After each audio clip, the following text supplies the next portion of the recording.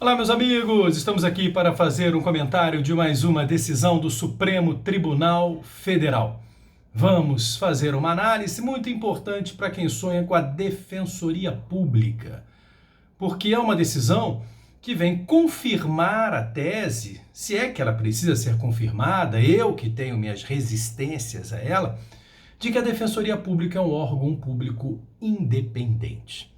E olha, extremamente recente, Boletim Informativo 985, de 6 de julho a 7 de agosto de 2020. E vocês têm lá, Defensoria Pública, Autonomia Orçamentária, repasse de duodécimo. Típica característica de um órgão independente. Vem a decisão.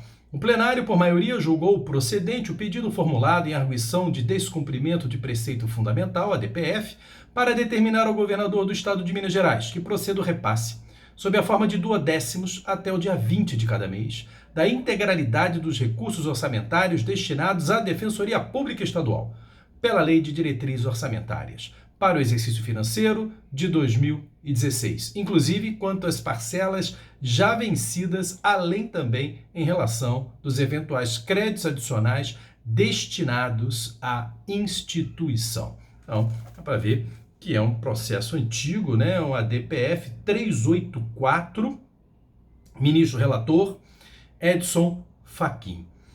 Muito bem, quando se confirma que um órgão tem que receber duodécimo todo dia 20, ele é um órgão independente. Que história é essa de duodécimo? Quando a gente trabalha o direito financeiro, quando eu explico para vocês o contingenciamento de despesa, lá no curso de financeiro, lá no meu comentários à lei de responsabilidade fiscal, no Master, nós chamamos a atenção para o artigo 168 de nossa Constituição, muito pouco estudado, mas para nós que sonhamos com carreiras jurídicas, é uma leitura obrigatória. Magistratura, IMP. Agora, vamos incluir a Defensoria Pública. Lá, o artigo 168 fala assim: os recursos correspondentes às dotações orçamentárias, compreendidos os créditos suplementares e especiais, destinados a órgãos do Poder Legislativo e Judiciário, do Ministério Público e da Defensoria Pública, ser-lhe-ão entregues até o dia 20 de cada mês, em duodécimos, na forma da lei complementar que se refere ao artigo 65, parágrafo 9º. Diga-se passagem, a redação é da emenda 45 de 2004.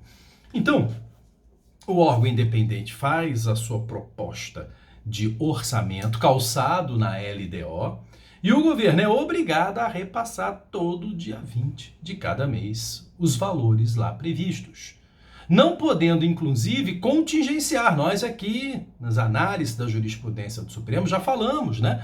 Dilma Din, que confirmou a liminar, mantendo-se no mérito, a impossibilidade da União contingenciar recursos dos órgãos independentes.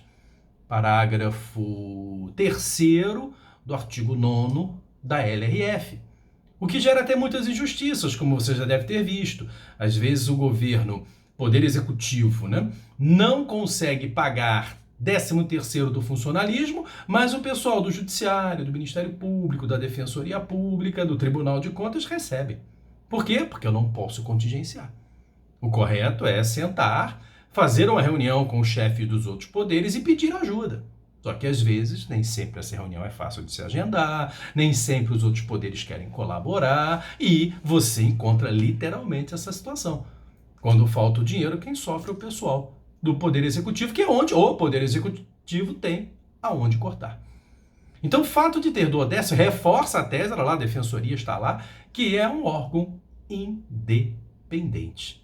Detalhe interessante é que na decisão, e aí será necessário uma análise dos votos, né? Mas na decisão, ela vencidos o ministro Gilmar Mendes, Marco Aurélio e Dias Toffoli, que julgavam parcialmente procedente o pedido formulado na DPF para determinar que, no caso de frustração de receitas líquidas do Estado, deve-se seguir, a partir da data desse julgamento, os critérios previstos na respectiva LDO, para fins de contingenciamento das receitas, nas situações de que a LDO preveja critérios a serem utilizados para fins de contingenciamento em caso de frustração de receitas, o corte deve ser realizado pelo Poder Executivo, de forma objetiva, sempre na hipótese de haver impasse institucional e depois da omissão do poder ou órgão com autonomia constitucional. Mas a questão é sobre a Defensoria Pública. Eu duvido que eles falem isso para o Judiciário, duvido que eles falem isso para o Legislativo. Quer dizer, esses 3 ministros já mostraram, ó, não é tão independente assim não. O Executivo pode sim contingenciar os recursos a serem repassados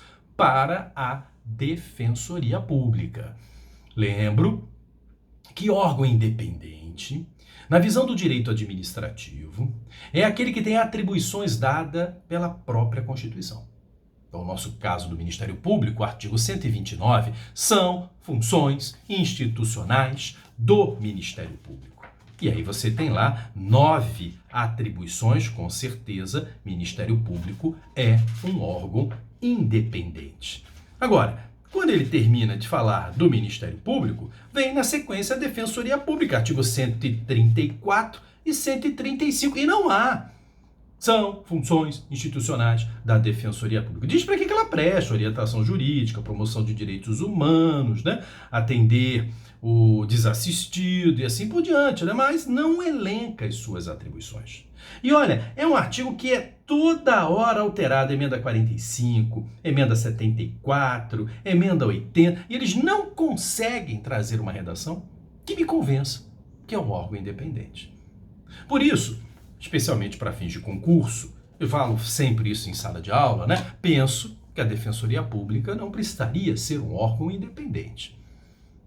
Perfeitamente colocado naquela escala hierárquica como autônomo, ligado à governadoria do Estado.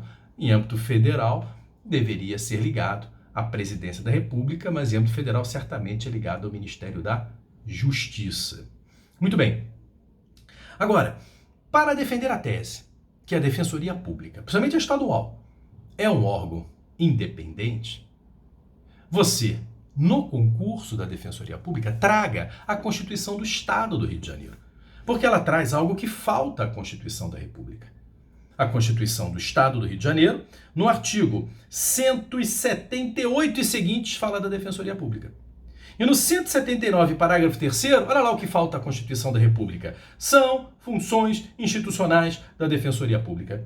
Dentre outras que lhes são inerentes, aí seguinte, e aí me elenca 6 atribuições. 6 atribuições. Então, com base na Constituição do Estado, a Defensoria Pública do Estado do Rio de Janeiro é um órgão independente, porque tem suas atribuições elencadas no texto constitucional. E exatamente por faltar algo como isso, algo similar a isso no texto constitucional, é que eu fico naquela de achar um certo exagero rotulá-la como órgão independente. Agora, mais do que nunca, é difícil defender essa tese. Não há dúvida disso. Tá?